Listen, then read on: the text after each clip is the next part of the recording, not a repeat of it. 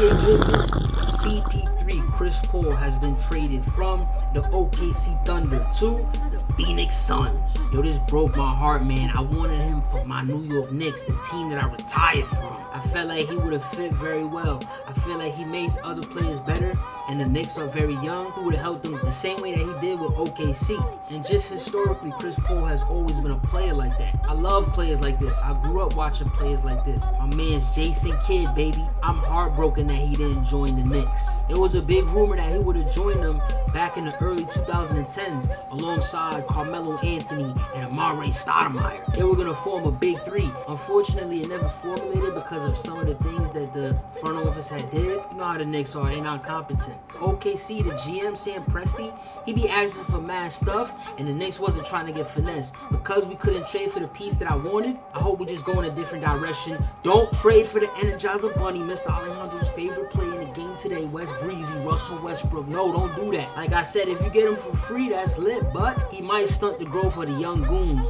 You don't want that. Look at next year's free agents. LeBron's gonna be available next year. Just save your bread. Jrue Holiday got traded to the Milwaukee Bucks from the New Orleans Pelicans. The Milwaukee Bucks are gonna be taking the stance of trying to keep the Greek freak Giannis Antetokounmpo. They're gonna basically rent him for the season and hope that they can win a championship and hope that that'll be enough to convince him to stay. The same way that Toronto did with Kawhi Leonard. At the end of the day, I think it's a falling conclusion. No matter what happens, he gonna dip. But I do like these pickups that the Milwaukee Bucks made. Not just Jrue Holiday, but my man's Bogdan Bogdanovic, a Serbian who's wet. DeMar DeRozan opted into his player option, so he has 1 year left in his contract at the San Antonio Spurs.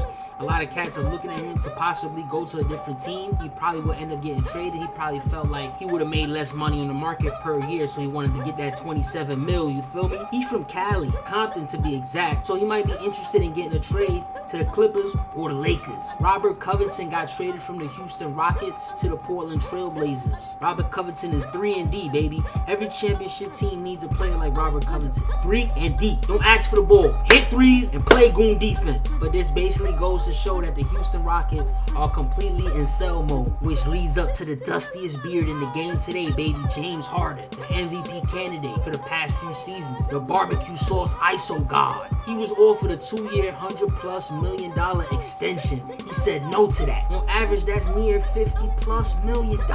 Who would say no to that? Nobody. So for him to get that extension and decline, you know what it is, baby. James Harden, the dustiest beard in the game today, is dipping.